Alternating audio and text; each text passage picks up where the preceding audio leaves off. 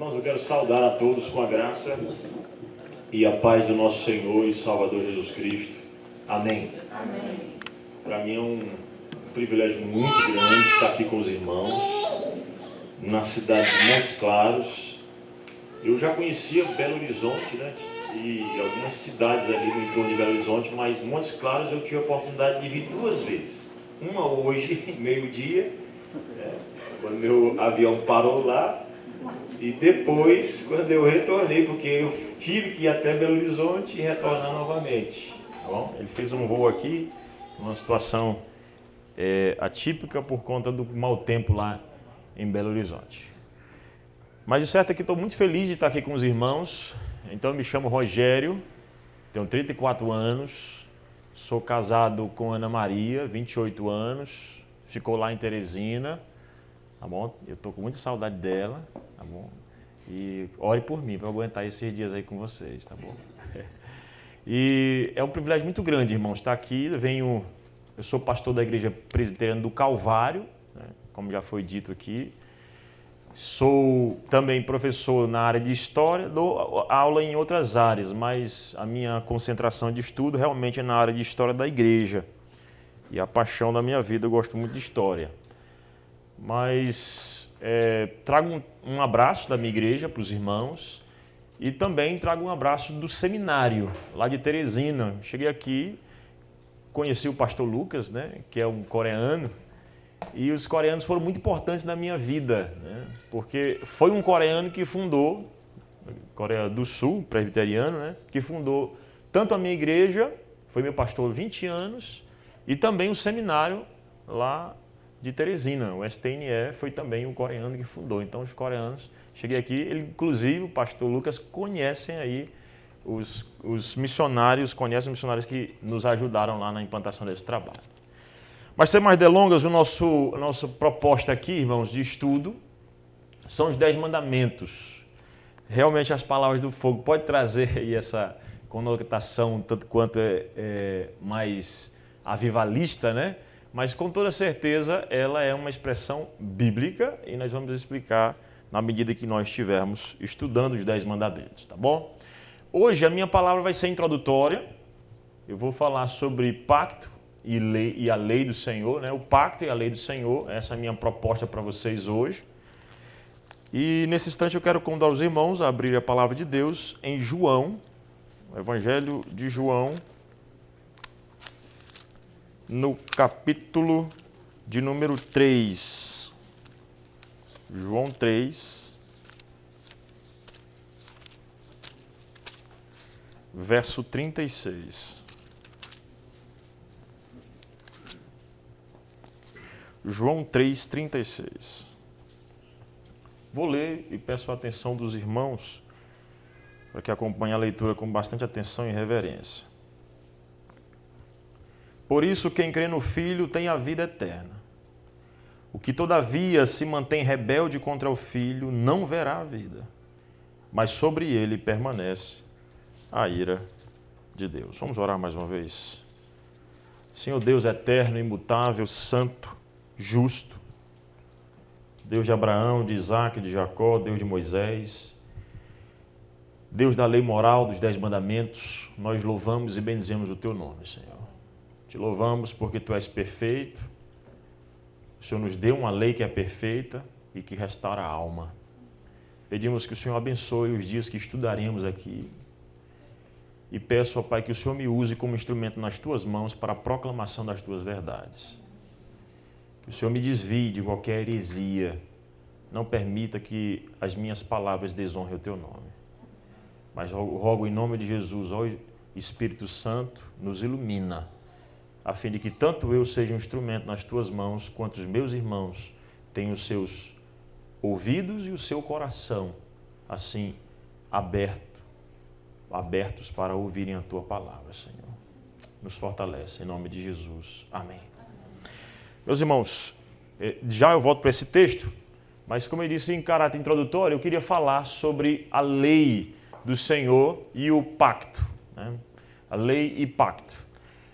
Quando a gente fala de teologia presbiteriana, né, teologia reformada, geralmente nos vem à mente predestinação, né? Geralmente nos vem à mente o sistema de governo, né? Mais primariamente, não imediatamente, vem um sistema de governo. Só que eu pergunto para você, qual seria a principal teologia para os reformados? O que caracteriza a teologia reformada em detrimento de todas as teologias da face da existência? O que marca ela? De alguma maneira eu já dei aí a resposta, né? Porque está aqui na minha introdução. A teologia do pacto é a espinha dorsal do pensamento reformado. O que caracteriza a teologia reformada, irmãos, não é a teologia da predestinação, ainda que ela esteja aí dentro da teologia reformada, não tenha dúvida. Mas, inclusive, a explicação da predestinação, ela advém da teologia do pacto. Nós recebemos a herança da teologia do pacto, os reformadores eram defensores da teologia do pacto, então essa teologia ela é muito importante para nós. E para você entender a lei moral, os 10 mandamentos, é absolutamente necessário que você entenda um pouquinho da teologia do pacto. É necessário que você entenda por que Deus mandou a lei moral, qual era o propósito do Senhor a nos dar essa lei. Por que Ele nos deu isso? Com que propósito? Então, a teologia do pacto ela é a espinha dorsal de toda a teologia reformada. Segunda, a lei de Deus está intrinsecamente relacionada com o pacto. Existe lei porque existe pacto. A lei é a norma do pacto, são as cláusulas a serem observadas dentro da aliança. Tá bom? Eu vou já explicar o que é aliança, eu creio que a maioria aqui tem uma ideia com toda certeza já. Então, a teologia do pacto ainda é muito desconhecido, inclusive por aqueles que afirmam ser reformados. E aí é complicado, né? Porque a principal teologia dos reformadores é uma das mais desconhecidas que existe, inclusive entre aqueles que se afirmam ou afirmam de si mesmos que são reformados. Então, é importantíssimo que você conheça essa teologia, tá bom? Tão importante para nós.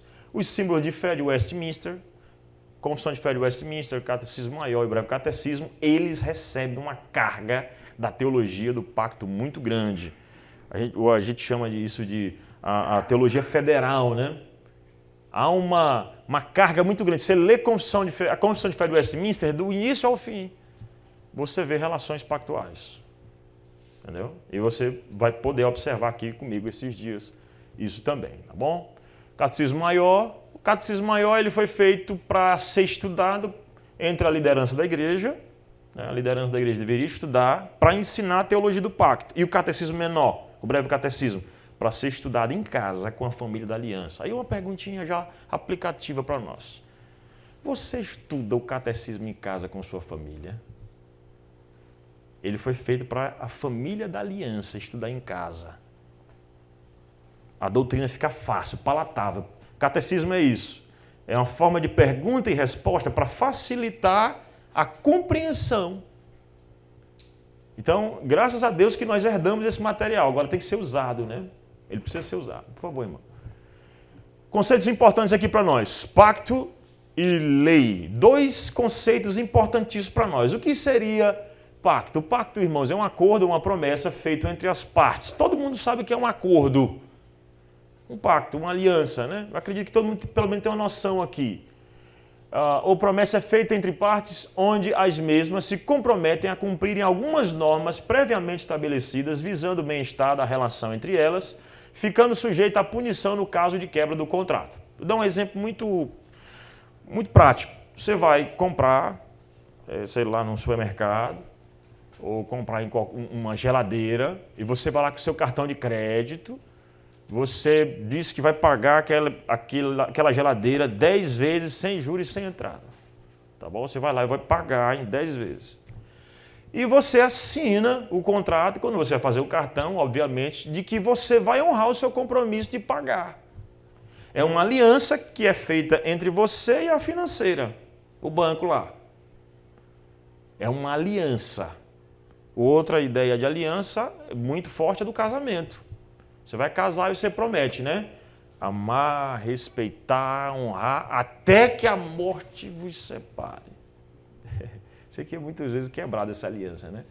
mas com toda certeza é mais um exemplo muito forte que a Escritura usa muito, de pacto, de aliança entre partes. Elas prometem a obedecer algumas normas previamente estabelecidas sob a pena de ser punido no caso de quebrar. Se você não pagar lá o cartão que você dividiu em 10 vezes sem juros, sem entrada, seu nome é para o Serasa, é para o SPC, entendeu? Porque você quebrou o pacto, você quebrou as normas, as cláusulas que estavam lá. Não pode atrasar, tem que ser pago em dia.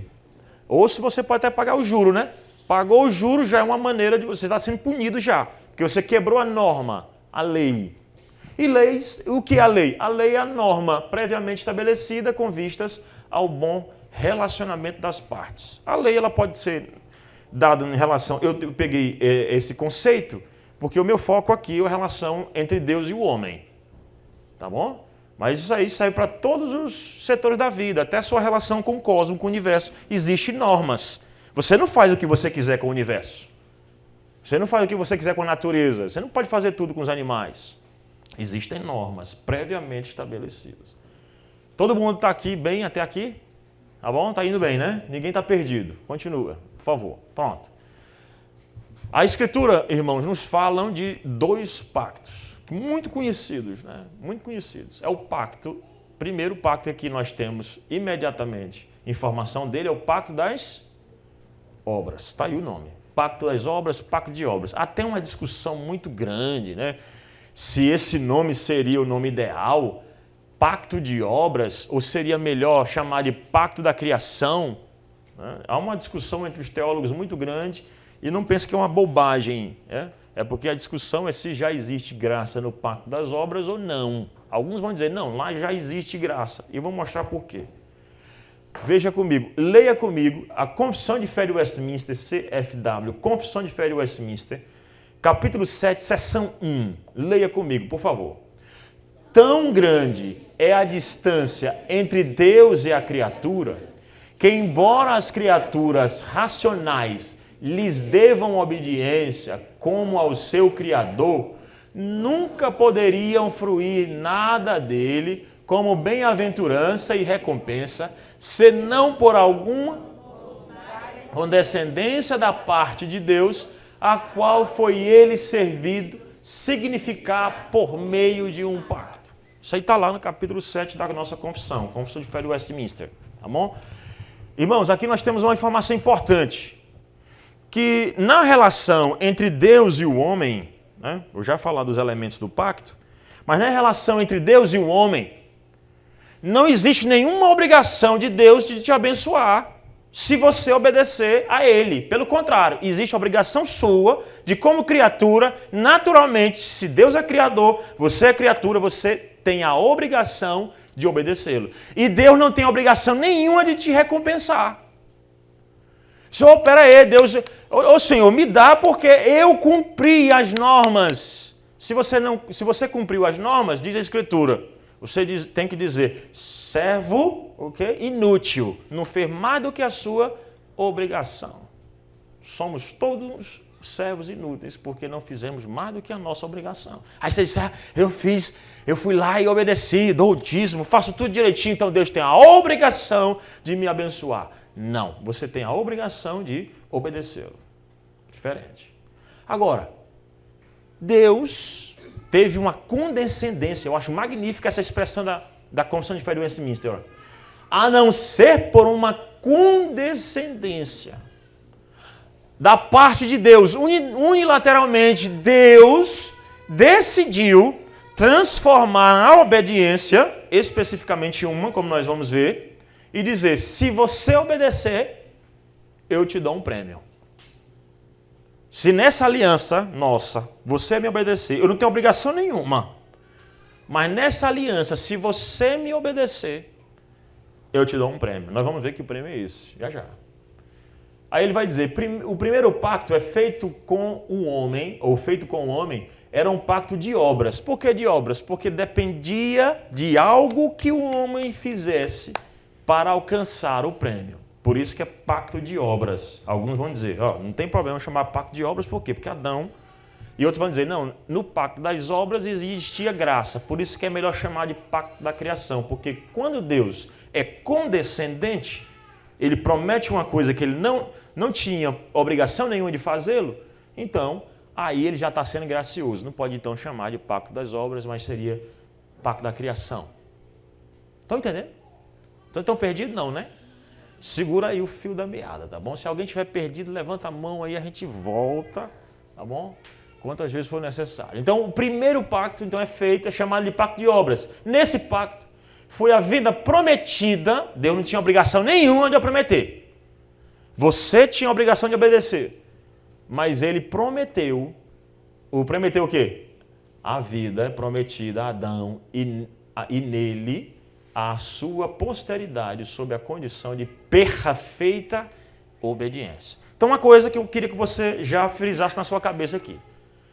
A obediência perfeita produz o quê? A vida. Repete comigo.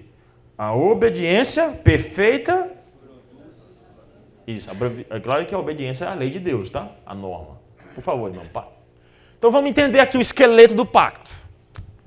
Vamos entender o esqueleto do pacto. Para ser pacto precisa de partes. 2 ou mais lados. Tá bom? Precisa de partes. Sem partes não tem aquele acordo.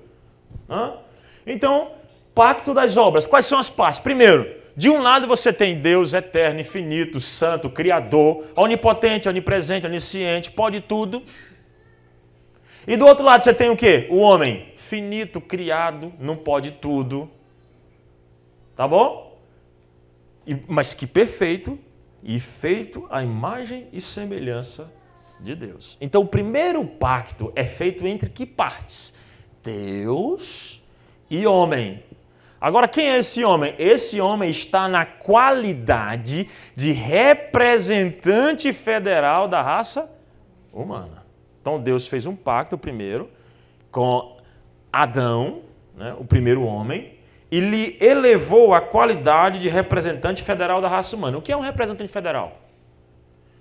Eu gosto de dar a ilustração aí do presidente da República, por exemplo. Né? O presidente da República, ele é um representante federal da federação. Ele é um representante federal. O que ele faz de certo, o que o Bolsonaro faz de certo ou errado enquanto presidente, não diz respeito somente à vida dele, mas à vida de toda a nação brasileira. Só que Adão isso elevado às últimas consequências. Muito mais. O que Adão fizesse de certo ou errado, enquanto representante da raça humana, isso reverberaria não somente na vida dele, particularmente, individualmente só, mas na vida de toda a raça humana. É por isso que Paulo vai dizer em Romanos capítulo 5, versículo 12. Por um só homem entrou o pecado no mundo e pelo pecado a morte passou a todos os homens, porque todos pecaram em Adão. Em Adão, o primeiro representante federal da raça humana. Então Deus faz um pacto, chama a humanidade para fazer um pacto com ela, mas chama um representante. Quem é? Adão. Não era Eva, tá? Era Adão. O representante federal não era Eva. O representante federal era Adão. Por um só homem. Não foi por uma mulher. Por um só homem entrou o pecado no mundo. Isso é importante, como nós vamos ver aqui. Tá ok? Eu queria então agora que você abrisse, por favor, a palavra de Deus em Gênesis. Deixa marcado aí que eu vou voltar para esse texto, tá? Em Gênesis. Capítulo de número 2.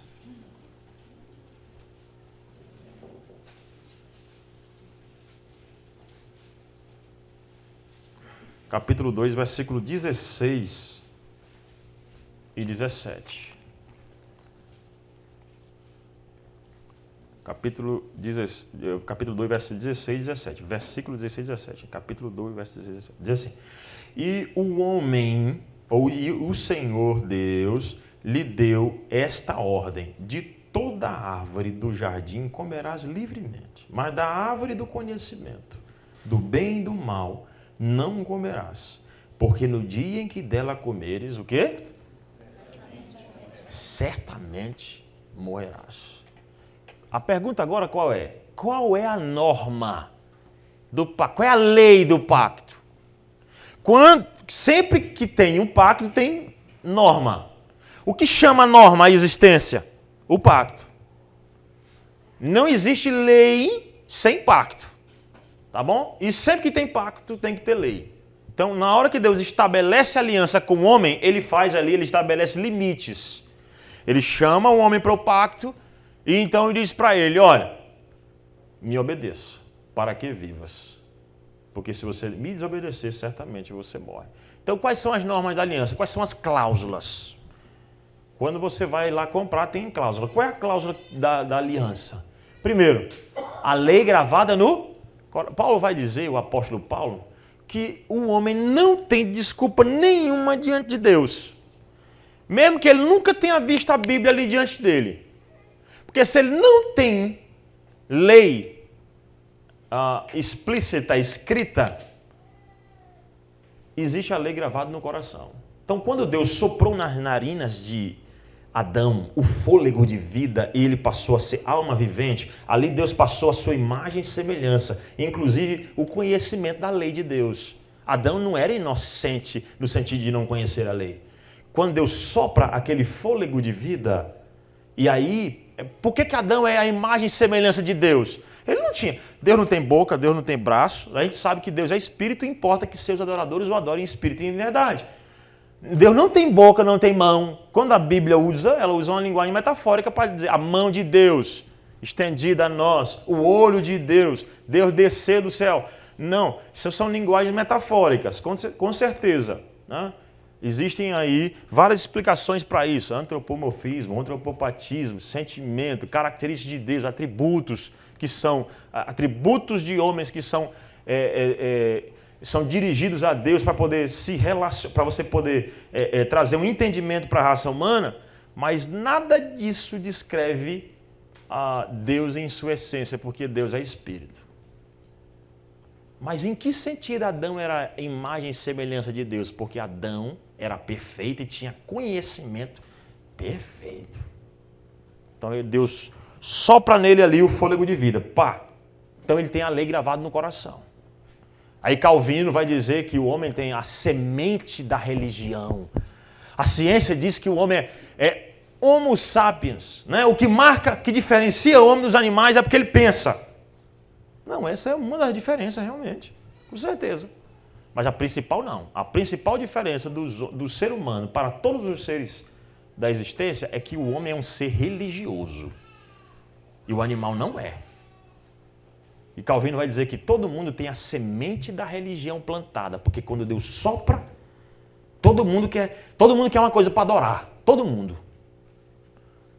E depois que Adão pecou, nem sempre essa coisa é Deus. É pau, é pedra, é sexo, é dinheiro, qualquer outra coisa. Porque está desvirtuado.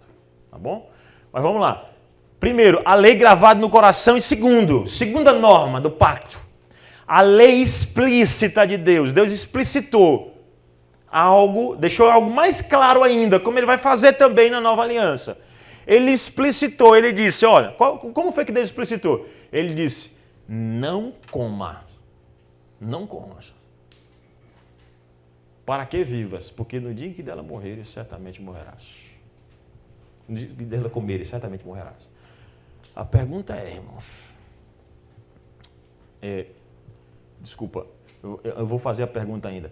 A norma é a lei gravada no coração, a lei explícita. Eu vou já voltar para essa pergunta. E o prêmio? A vida eterna. A minha pergunta é muito clara. Adão tinha vida eterna? Tinha? Vou fazer um censo aqui. Quem acha que ele tinha vida eterna, levanta o braço. Antes do pecado. Então levanta a mão. Muito bem. Quem acha que ele não tinha, levanta o braço. E os outros? Estão na dúvida, né? Eu tenho gente que ficou assim meio levantado. O certo é, irmão, Adão não tinha vida eterna mesmo antes do pecado. Ele não tinha vida eterna. Porque vida eterna é eterna. Ninguém perde vida eterna. Ninguém perde vida eterna. O que é eterno é eterno. Como é que você perde algo que é eterno? Veja bem, aí entra outra pergunta, colada com essa. Adão era perfeito? Adão era perfeito? Adão era perfeito e tudo quanto Deus... No sexto dia Deus fez o homem e tudo quanto Deus fez era bom. E bom para Deus não é aquela avaliação que a gente faz de prova, né? Ele tirou regular, esse aqui foi ruim, esse aqui foi mais ou menos... Não. Bom para Deus é perfeito. É por isso que o evolucionista está errado, que diz que o universo foi criado em milhões e milhões de anos. Não. Quando Deus fez as coisas, ele fez bom, perfeito. Não para se aperfeiçoar em milhões e milhões de anos. Ele fez perfeito. O céu que Deus criou foi um céu completo, bonito, perfeito. Entendeu? O homem... Eu tenho dificuldade de dizer que o homem é bonito, né? Mas o homem que Deus criou era bonito. Adão. E Eva também. Os dois, o casal mais bonito da existência. Adão e Eva. Principalmente porque não tinham pecado. Tá bom? Então, Adão era perfeito? Sim. Mas Adão foi criado perfeito com a possibilidade de pecar. É por isso que ele não tinha vida eterna. Porque se tem possibilidade de pecar, não tem vida eterna. A vida eterna só existe na impossibilidade de pecar. É por isso que o céu é eterno. Porque no céu não existe mais possibilidade nenhuma do homem cair. Nenhuma. A lei não será mais quebrada. Os 10 mandamentos, pastor, é tão difícil. 10 mandamentos eu tento, mas não consigo. No céu, nós seremos eternamente perfeitos, porque Adão foi perfeito. O conceito de eterno não é depois do pecado? Não. De jeito nenhum. Se Adão foi criado perfeito antes, e tudo que Deus faz é bom, o conceito de tempo, em questão de eternidade, também era desconhecido. Não era desconhecido, principalmente porque Deus fez ele perfeito conhecendo a eternidade. Então ele também era eterno. Não, Deus colocou a eternidade no coração dele. É diferente. Ele tinha desejo pela eternidade. Ninguém quer morrer. Mesmo depois do pecado, quem quer morrer aqui? Ninguém. Porque Deus... Deixa eu concluir o raciocínio, depois a gente volta para essa questão aí. Mas a gente volta para ela. Então, Adão, ele não era eterno. Por quê? Porque existia a possibilidade de pecar. E outra, que vida é essa que Deus estava prometendo para Adão, se ele já tinha? Deus não estava prometendo uma coisa que ele já tinha. Deus estava prometendo uma coisa que ele não tinha ainda. Deus não fez o homem para o jardim do Éden. Deus fez o homem para uma vida mais gloriosa do que o jardim do Éden. Bem mais gloriosa. Abra, por favor, em Romanos capítulo 7, versículo 10. Leiam para mim, por favor.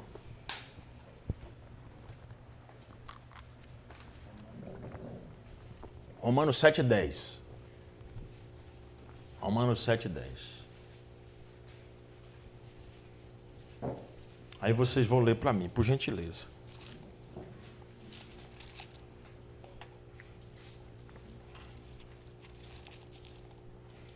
Diz o que aí?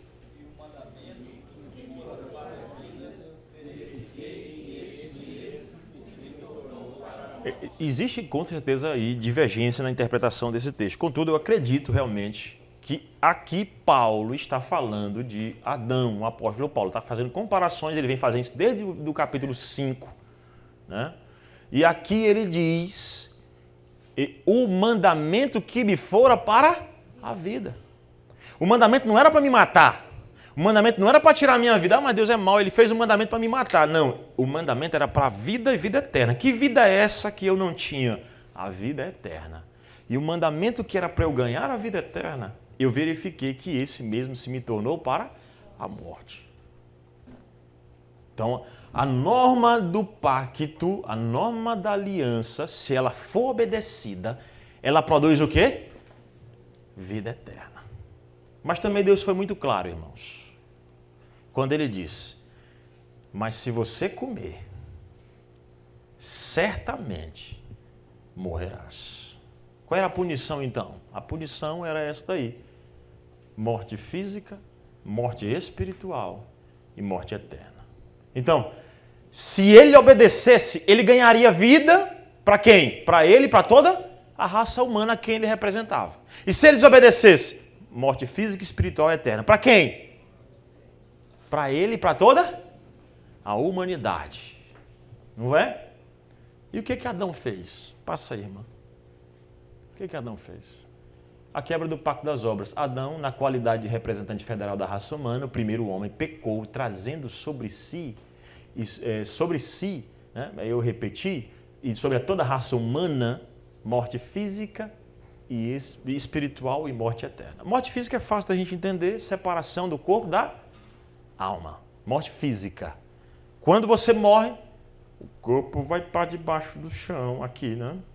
Ou explode, some, né? Porque no caso de acidentes aéreos, outras coisas, fogo, como o caso dos mártires, várias vezes, né?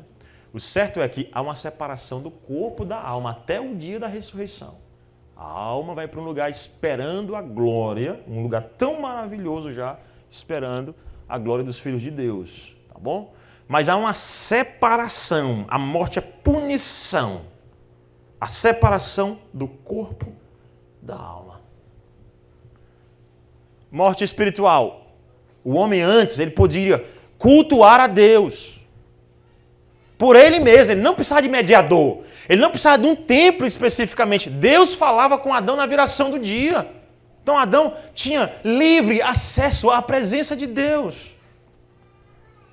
Mas também existe a morte mais grave, que é o inferno. A eterna separação do homem de Deus. Nisso, nós podemos dizer que Adão tinha 3 ofícios, e por isso Cristo teve que ter 3 ofícios.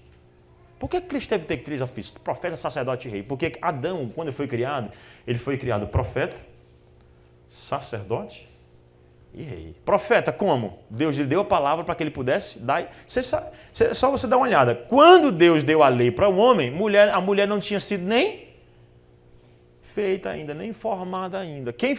Por quem Eva recebeu o mandamento? Por boca de quem? De Adão. Adão era o profeta. Ele deveria ensinar os seus filhos. Como é que Deus reprovou? Por que Deus reprovou o sacrifício, ou na verdade a oferta de Caim? Porque Caim possivelmente foi várias vezes realmente instruído pelo pai que o sacrifício que Deus quer é derramamento de sangue. Sem derramamento de sangue não há remissão de pecados. Então Adão era profeta, ele pregava a palavra. Ele era profeta, mas ele era sacerdote também, Adão. Ele cultuava a Deus. A morte espiritual, ele não consegue mais cultuar. Então ele adorava a Deus, ele tinha acesso a Deus. E como rei, ele era a coroa da criação. Deus colocou o homem como a coroa da criação. Então ele tinha um ofício real de cuidar, zelar da criação. O que ele fez? Sujeitou a criação à destruição. Se você abre a palavra de Deus, abre aí, por favor, em Romanos capítulo 8. Romanos 8.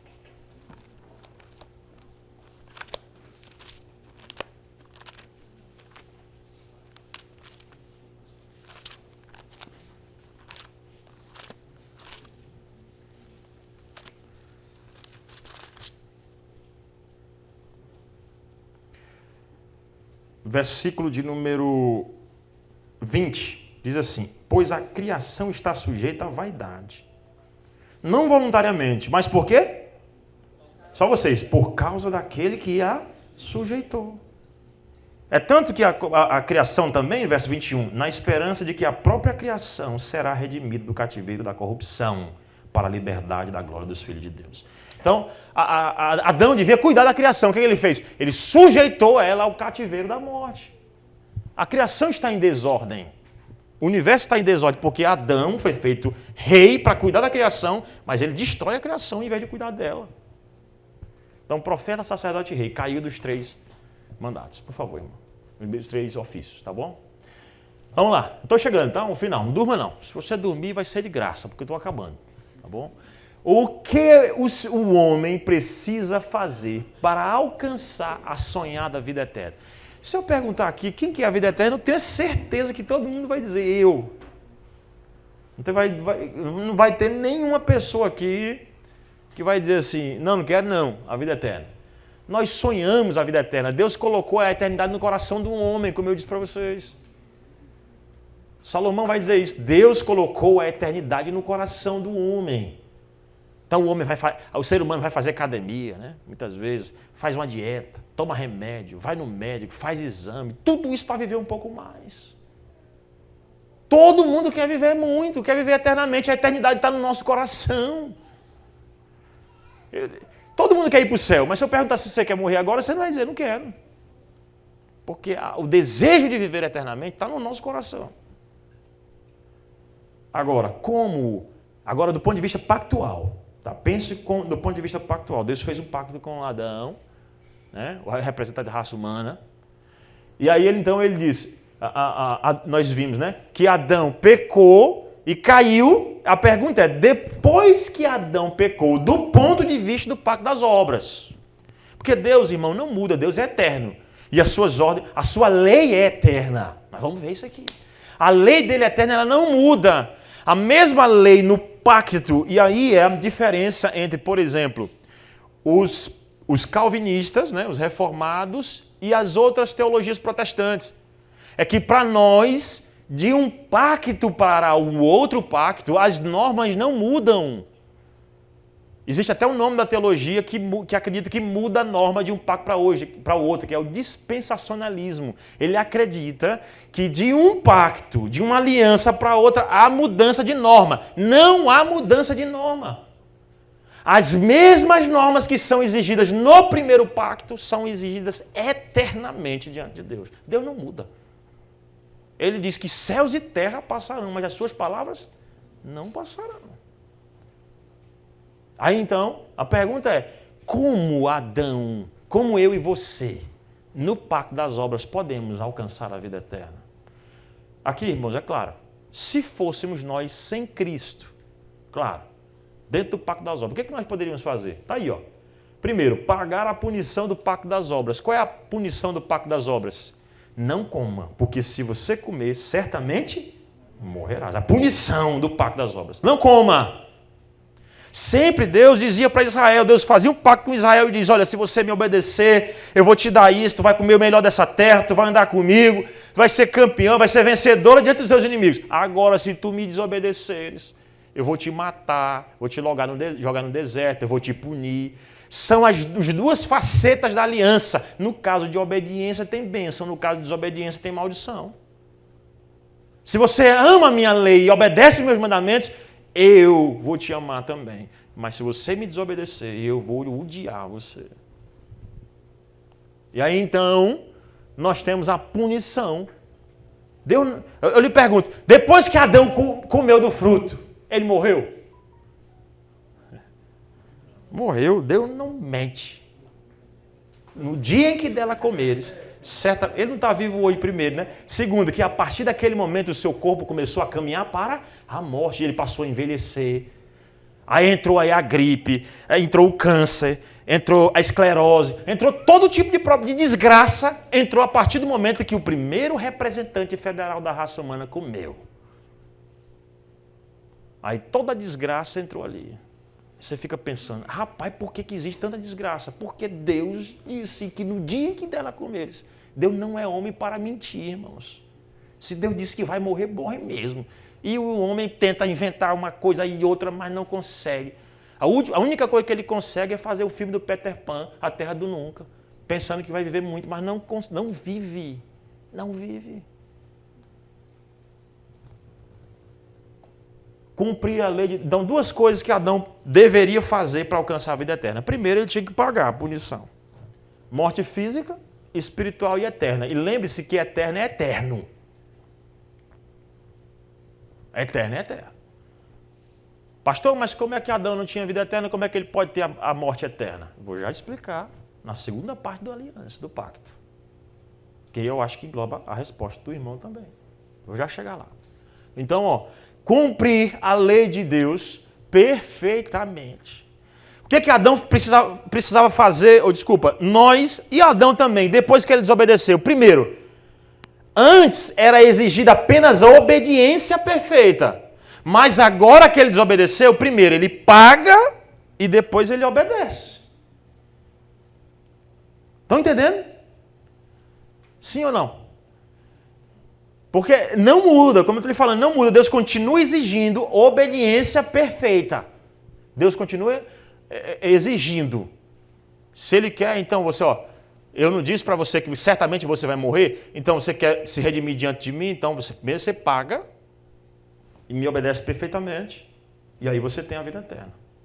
Ora, se era difícil já Ele perfeito, no jardim do Éden, sem a morte ter entrado no mundo, agora você imagina depois que a morte entrou no mundo, Ele obedecer perfeitamente, se agora a natureza está corrompida, se agora Paulo diz que não há nenhum justo, não há nenhum sequer, não há quem busque a Deus, não há quem faça o bem, não há nenhum sequer, todos se extraviarem, alguns se fizeram inúteis. Como agora que nós vamos obedecer perfeitamente? Como se Tiago vai dizer que se você tem 10 mandamentos e obedece 9 e é só num, se torna réu de todos os outros? Como é que você vai obedecer perfeitamente? Está difícil. Cumprir o pacto das obras. Passar uma eternidade no inferno, cumprir a lei de Deus perfeitamente. Como é que você faz isso? Ao homem é impossível. 2 perguntas. E se Adão aí eu preciso explicar 2 coisas. Primeiro, essa morte ali, essa punição, dentro da teologia a gente chama de morte passiva, a obediência passiva de Cristo, né? Que a obediência passiva é receber a punição de Deus. Eu estou obedecendo por quê? Porque no pacto das obras, se eu desobedecesse, eu tinha que pagar. Então, para obedecer, agora eu recebo a punição e cumpro perfeitamente. Receber a punição é obediência passiva. O que aconteceria, pastor, se Adão tivesse pago pelos seus pecados e pelo nosso? Tinha recebido por ele mesmo. Ele não consegue, não é possível isso. Porque ninguém consegue passar uma eternidade no inferno e voltar. Não existe isso. Isso é loucura.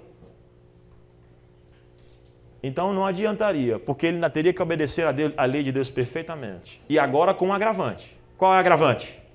A natureza está o quê? Corrompida. A natureza está corrompida.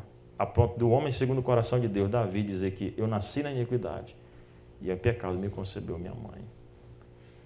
E aí então, e se ele tivesse obedecido à lei de Deus perfeitamente? Ainda precisaria pagar pelos erros. Porque antes era só obedecer, mas depois da desobediência, agora paga pelo pecado e obedece. Junta as 2 coisas, tem a vida eterna. Agora volte os seus olhos lá para aquele texto que nós lemos primeiro. João 3,36. Como depois que Adão pecou e todos pecaram com ele, podemos alcançar a vida eterna? Como? João 3,36 diz o que aí? Por isso quem crê, bem forte, vamos lá. Por isso quem crê no Filho tem a vida eterna. O que todavia se mantém rebelde contra o Filho, não verá, mas permanece sobre ele a ira de Deus. Por quê? Passa aí, irmão, por favor. Depois que Adão pecou e foi-lhe necessário pagar eternamente e cumprir a lei de Deus, isso é impossível para qualquer ser humano. Então, diz o apóstolo Paulo que Deus olhou para o universo e não viu nenhum justo, nenhum sequer. Né? O Salmo 14 vai dizer, não há. Estão todos extraviados. O que Deus fez? Só eu posso pagar uma eternidade, porque eu criei a eternidade. Só eu posso pagar a eternidade de uma vez por todas, intensivamente. E só eu posso cumprir a minha própria lei perfeitamente. O que Deus fez então? Um novo pacto. Vamos lá. Leia comigo, vamos lá. O homem, tendo se tornado pela sua queda incapaz de quê? De vida. Por esse pacto, o pacto das obras, né? O Senhor dignou-se fazer um segundo pacto, geralmente chamado pacto da graça. Nesse pacto, ele livremente oferece aos pecadores a vida e a salvação por Jesus Cristo, exigindo deles a fé nele, para que sejam salvos, e prometendo dar a todos os que estão ordenados para a vida o seu Santo Espírito para dispô-los e habilitá-los a crer. Então, o homem, estando incapaz de obedecer à lei de Deus perfeitamente, e de até pagar pelos seus pecados, Deus então fez o quê? Um novo pacto, geralmente chamado de pacto da graça. As normas mudam? As normas mudam no pacto novo? Não. Continua, irmão, por favor. Tá aí. Quais são as partes então? Deus e também com o homem. Só que agora o homem não está mais representado por Adão. Agora o homem está representado por quem? Na mediação de Cristo. Então Deus faz um novo pacto, chama Jesus Cristo como representante federal dos eleitos. E aí eu vou dizer isso, porque é dos eleitos aqui, não de todos, como era Adão. Tá bom? Você tem as normas. Quais são as normas? As mesmas. A lei de Deus gravada no coração e cumprir os mandamentos perfeitamente. Os mandamentos que nós vamos estudar aqui. Vamos falar de todos os mandamentos aqui. Você vai ver que é impossível para você mesmo cumprir. Então o que é que Cristo fez? Em tudo foi tentado sem jamais pecar. Ou seja, ele cumpriu a lei de Deus perfeitamente. O autor dos Hebreus vai dizer o seguinte: Cristo foi em tudo tentado. E diferente. Você com certeza já ouviu aquela comparação entre Adão e Cristo. Adão foi tentado no jardim do Éden com tudo para ele comer. Ele tinha tudo, só não podia desobedecer a Deus. Cristo foi tentado aonde? No deserto, sem nada para comer. E obedeceu a lei de Deus perfeitamente, enquanto Adão desobedeceu. E Cristo, não somente por a serpente tentado, nem no caso ouvindo a voz da mulher, mas ele foi tentado pelo próprio diabo, como diz as Escrituras Sagradas. Então a tentação de Cristo foi muito mais forte. E ele não quebrou nenhum dos mandamentos. Pelo contrário, combateu cada tentação com as Escrituras Sagradas, que é a lei de Deus. Estou chegando no final, tá, irmãos? Só um minuto. Então o prêmio, qual é o prêmio? Se Cristo obedecesse no pacto da graça, que ele obedeceu, graças a Deus, ele alcançaria salvação para toda a humanidade. Salvação e vida eterna são duas coisas distintas. Elas estão juntas, mas são distintas. Salvação é Cristo paga pelos meus pecados. Vida eterna é Cristo obedece no meu lugar. Entenderam? Adão precisava de quê? De salvação ou de vida eterna? Antes de pecar? Só de vida eterna. Salvação não, porque ele não tinha pecado. Mas depois que ele pecou, ele precisava das duas coisas. De salvação e vida eterna. Estão entendendo, não estão? Amém? Mais ou menos. Vai ter aquele momento bem pastoral, né? Depois a gente conversa aquele momento ali. Não tem problema, estamos chegando, tá? Você vai ver que eu falo demais, né? Mas então, a punição, se Cristo não obedecesse, a mesma. Morte física, espiritual e eterna para ele também, se ele não obedecesse. Só que ele é Deus. Ele obedece perfeitamente, não havia possibilidade nenhuma dele pecar. Nenhuma, mesmo sendo 100% Deus e 100% homem. E aí, irmãos, está aqui a necessidade das duas naturezas do Redentor. Ele era 100% Deus e 100% homem, porque para obedecer e pagar por nós, ele precisava ser Deus. E para nos representar, ele precisava ser homem, porque Deus é justo. O primeiro representante era o homem, o segundo tinha que ser um homem também. Deus é justo. Por um só homem entrou o pecado do mundo, por um só homem entrou a salvação. Vai lá, irmão, por favor. Então, o que é exigido de nós? Dentro do pacto da graça. Lá no pacto das obras, é exigido obediência perfeita e pagar pelos seus pecados. No pacto da graça é exigido duas coisas: arrependimento. Arrependa-se e creia em Cristo, aquele que fez tudo aquilo que você não pôde fazer. É por isso que João vai dizer, João, por exemplo, ele começa lá em João 3,16, que todo mundo conhece, né? Porque Deus amou o mundo de tal maneira que deu o seu Filho unigênito para que todo que nele crê. O que é exigido no pacto da graça? Crer. Arrependimento, né? João vai dizer isso, a pregação de João é: arrependam-se, porque está próximo o reino dos céus.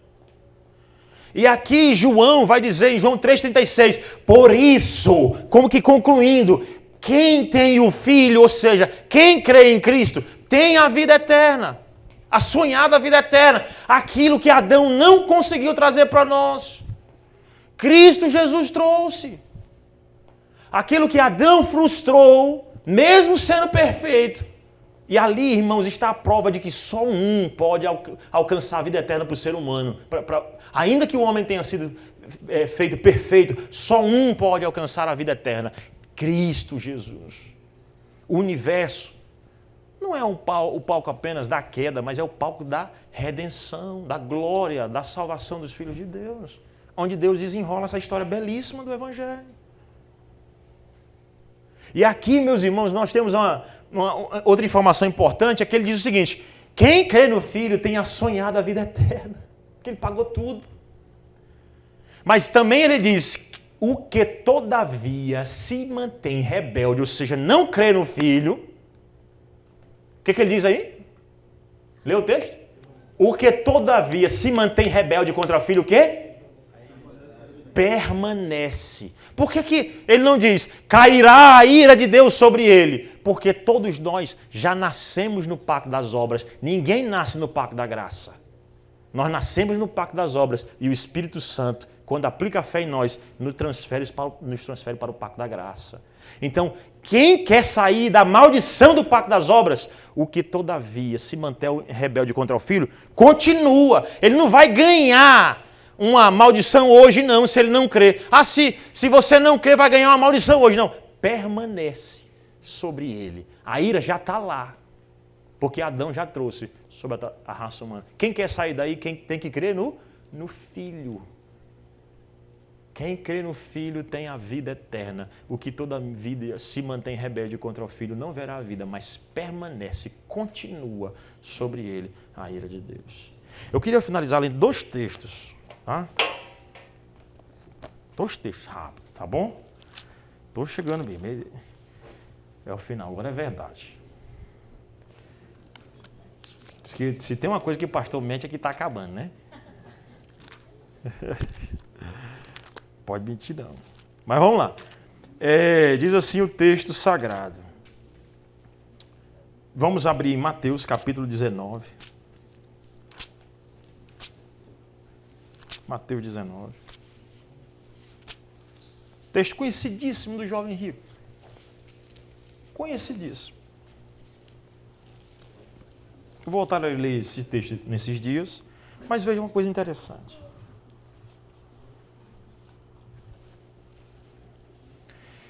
E eis que alguém aproximando, se você lê Marcos, se você vê Lucas, há aí um relato bem parecido, com alguns detalhes diferentes. Em Lucas, por exemplo, ou Marcos, na verdade, diz que ele se ajoelhou, né? Diz que eis que alguém aproximando-se lhe diz: Mestre, que farei eu de bom para alcançar a vida eterna? Olha a pergunta. Aqui esse camarada está achando ainda que a salvação é dentro do pacto das obras, porque depende de mim. Olha o que ele diz. O que eu farei, o que eu posso fazer para alcançar a vida eterna? Olha um fariseu aqui. E se você ler nos outros textos sinóticos, ele vai dizer o seguinte, que ele obedece os mandamentos desde a infância. Então esse camarada, ele realmente, possivelmente, era um camarada que observava muito a lei mesmo, pensando que ia ser salvo pelo cumprimento da lei. Então ele chega e diz o seguinte, bom mestre, primeiro que ele chama Cristo de Rabi, né? Ele se aproxima de Cristo como um fariseu, não como filho de Deus. Mestre. E olha para Cristo como mais um dos mestres do Antigo Testamento e do Novo Testamento ali, no que diz respeito aos fariseus e os saduceus. Ele achava que era mais um daqueles. Olha o que ele diz. Mestre, que farei eu de bom para alcançar a vida eterna? Pergunta. Aí 17, Jesus. Respondeu-lhe Jesus. Por que me perguntas acerca do que é bom? Se você ler Lucas, se você ler Marcos, vai ficar bem claro que ele está dizendo, a pergunta aqui é, por que você me chama bom? Por que me chamas bom?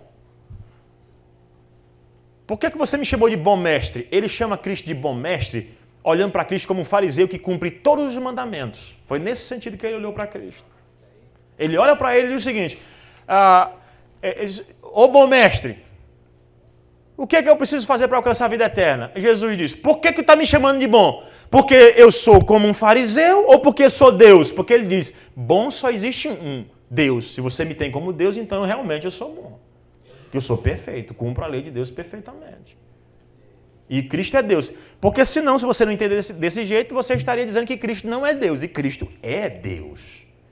E aí o texto diz assim, ó, bom só existe um. Se queres, porém, entrar na vida, guarda os mandamentos. Cristo está me chamando de fariseu? Quer uma resposta no nível que você me procurou? Então vai lá e cumpre os mandamentos. Cristo vai estar dizendo, vai lá e cumpre o pacto das obras. Vai lá e cumpre o pacto das obras. Obedeça a lei de Deus perfeitamente. Aí o que ele diz, veja aí, como ele é realmente cara de pau. Ele diz assim, ó, o verso 18. E ele lhe perguntou, quais? Respondeu Jesus. Aí Jesus cita a segunda tábua aqui, ó. Não matarás, não adulterarás, não furtarás, não dirás falso testemunho, honra o teu pai e tua mãe, e amarás o teu próximo como a ti mesmo. Faltou o 10º mandamento, e nós vamos ver quando estivermos estudando o 10º mandamento, porque que Cristo não cita mais especificamente. Mas o certo é que Cristo vai lá e diz o seguinte, sabe quais?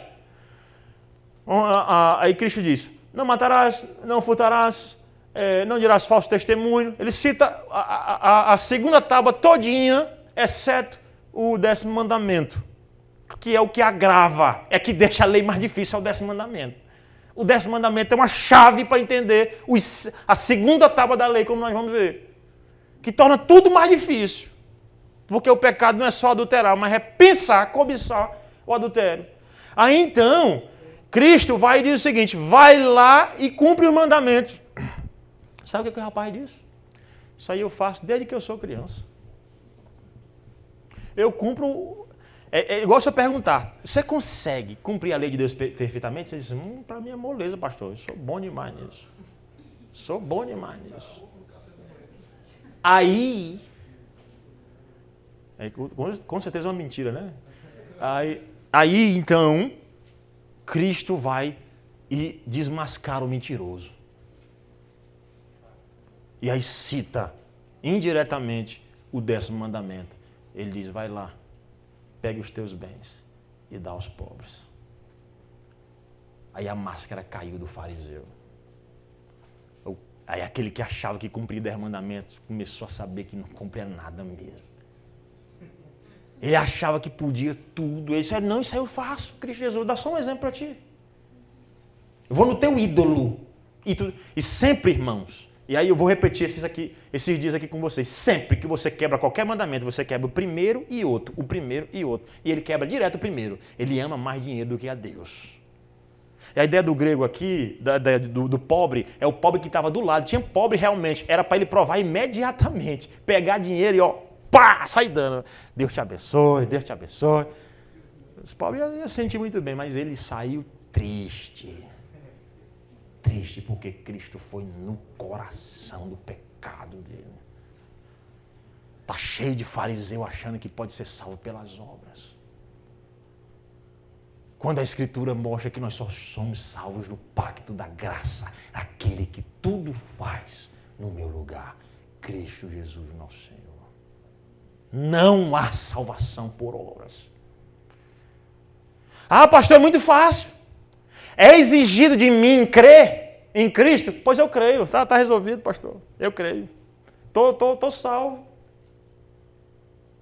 Se é exigido no pacto da graça só fé, pois eu tenho fé. Eu creio em Jesus. Só que a Escritura Sagrada diz que fé é dom. É dom de Deus. Ninguém encontra fé no mercado. Ninguém desenvolve fé dizendo eu vou ter fé, eu vou ter fé, eu vou ter fé. Não. A salvação é pela graça totalmente, a ponto de até a fé que Deus exige de você, que Deus exige de você no pacto da graça, até essa fé é dom de Deus, você não desenvolve ela. Pela graça sois salvos, mediante a fé. E isso não vem de vós, é dom de Deus. Isso aqui é graça. Você nem cumpre mandamento e nem produz fé. Nem produz fé. Irmãos, eu espero que Deus nos abençoe esses dias. Eu acho que eu falei demais por hoje, me desculpa, pastor, mas que Deus abençoe ricamente vocês. E aí, amanhã tem mais. Nós estaremos juntos, se Deus permitir. O outro texto, verdade, irmão, obrigado. O outro texto lá, eu vou ler amanhã, é de Salmo 15, é o Salmo 15, eu leio amanhã, tá bom? Amanhã eu leio ele porque ele vai falar também do pacto das obras, tá bom? Amanhã eu pretendo falar sobre a superioridade de Cristo em relação à lei. E aí depois que eu falar sobre isso, eu já começo a expor os mandamentos.